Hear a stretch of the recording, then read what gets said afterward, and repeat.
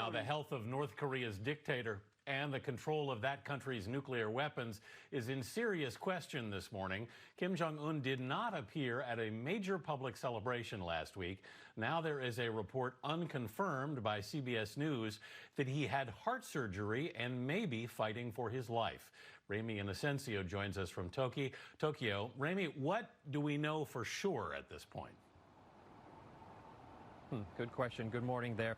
Yeah, frankly, the world doesn't know whether Kim Jong-un is alive, sick, or dead after those initial reports. But one thing is for certain, looking ahead, that any kind of news that comes out of North Korea needs to be taken with a massive dose of salt.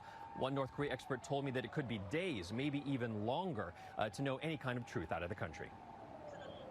This was the last time Kim Jong-un was seen in public, April 11th, a meeting with his top advisors and just a day before he reportedly underwent heart surgery. That's according to one South Korean report. On April 15th, Kim then missed for the first time an annual birthday event honoring his late grandfather, Kim Il-sung, North Korea's founder. North Korea expert Robert Carlin says if Kim died, his successor, possibly his younger sister, would need to secure a power base before taking control of the country. You'll have fairly inexperienced North Koreans at the top. A lot of them don't know a lot about the outside world. There are going to be factions trying to scramble to the top. But the biggest worry if Kim Jong-un died is North Korea's estimated 30 to 40 nuclear weapons. People will breathe a big sigh of relief if they discover Kim showing up in a few days. And China and South Korea have now refuted those initial reports. And North Korea observers are saying that when it comes to the health of the leader of North Korea, you really have to take everything with a very good, strong dose of skepticism. Gail? All right, thank you, Ramy Inocencio, reporting from Tokyo. There is conflicting reports this morning over the health of North Korea's leader, Kim Jong-un. Yeah, he's not been seen in public for 10 days, with the US closely monitoring reports he was in grave danger after undergoing heart surgery. International security expert John Blaxland joins us now from Canberra. And John, I mean, North Korea is such a secretive country. How accurate or credible do you think these reports are? Yeah, no, it's very hard to tell. The original source is from a network associated with North Korean defectors. They seem to be pretty well connected. The South Korean government has denied it, but President Moon Jae-in has been quite keen to play a positive role and be constructive in its engagement with North Korea. And of course, the US sources are equivocating as to what's going on, in large part because really it's hard to say, because North Korea is so opaque, it's really hard to tell. So he's a smoker, he's dangerously overweight, he never exercises. This is Kim Jong-un I'm talking about, not myself. Could it be worse? Could he be in serious trouble, or could he have passed? Yeah, well, it's quite possible. Both his father and grandfather died of a similar condition, heart problems. His grandfather died at the very hospital, apparently, where he was treated. And that is a real problem, because there's no clear line of succession. Previously, it was very clear when Kim Jong-il was ill. He had Kim Jong-un, who's now unwell, pardon the pun, as a designated successor. But essentially, we don't have that now. We know, though, that Kim Jong-un is pretty close to his younger sister, who grew up with in Switzerland.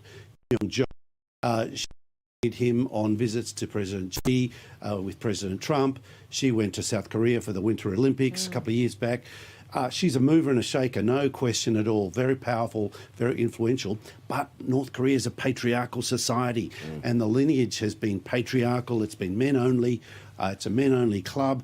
So the question is, will that line be broken? Will they change? Will the precedents change? It's hard to know. But of course, if she isn't picked, and then the military and the security services and the other relatives buy in on this, there could be a bit of a tussle. And that means if there's a tussle, well, we could see a significant growing tension in North Korea. And some pundits at the worst end of the spectrum are even saying, well, it could even unravel.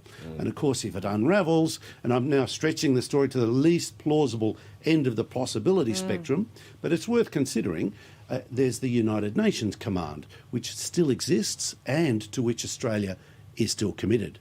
Now, interestingly enough, I just edited a book, In From the Cold, Reflections on Australia's Korean War, And in that, I make the point that actually Australia's still got an obligation to support South Korea.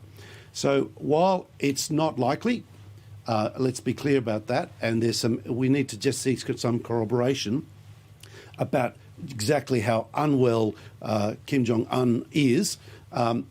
We need to just be mindful that this could unravel, this could deteriorate. Let's hope that that's not the case.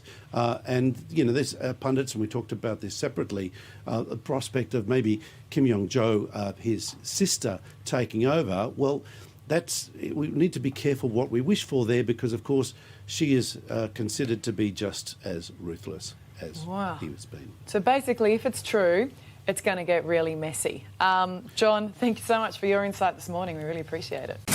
North Korea, what can you tell us about the status of Kim Jong Un?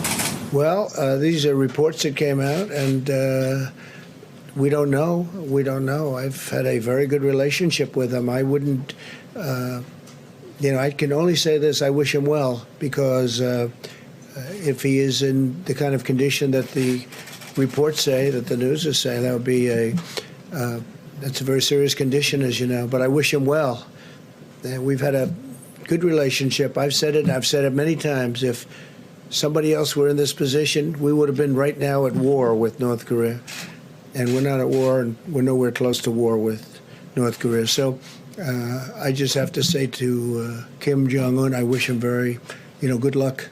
Good luck. I mean, they came out with very, very serious medical reports. Nobody's confirmed that. It was CNN that came out. So when CNN comes out with a report, I don't place too much credence.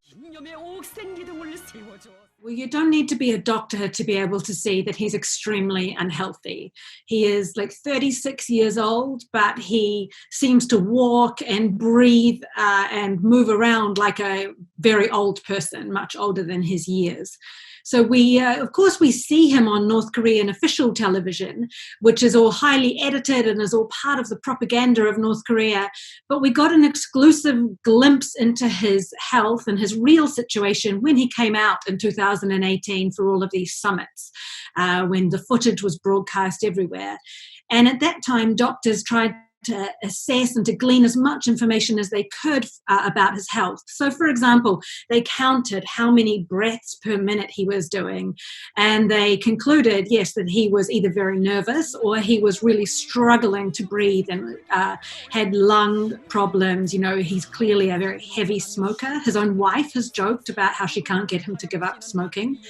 But they also estimated that his weight is about 300 pounds. So as a man who is 5'7", that puts his body mass index at about 45, which is clinically, obese, extremely obese. So he is clearly not in great shape. And I think that obvious observation is what is giving a lot of sustenance to these rumors that have come out of North Korea. So the most important day of the year on the North Korean calendar is April the 15th. They call it the Day of the Sun. And that is the birthday of Kim Il-sung, the glorious founder of North Korea, and Kim Jong-un's grandfather. So this is a day when there's huge parades on the street. They go to the mausoleum to see him lying in state and things. It's an extremely important day, and this year Kim Jong-un was not present. He did not show up for any of these events, and that caused a lot of chatter about where he might be, what might he be doing, is he having health troubles, all of the usual kind of talk about an obvious absence from Kim Jong-un. So the fact that he missed this really important event, and that his younger sister, Kim Yo-jong, has been putting out statements in her own name recently, all add credibility to this idea that he may have had a health incident. We always need to be extremely careful with any rumor that comes out from North Korea, because, it's a black hole. It's impossible, or at least extremely difficult to verify information that comes out from North Korea.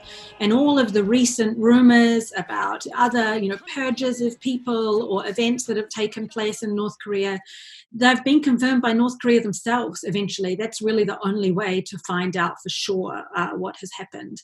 And so in this kind of situation, we would be looking for some confirmation there. We need to just be very careful.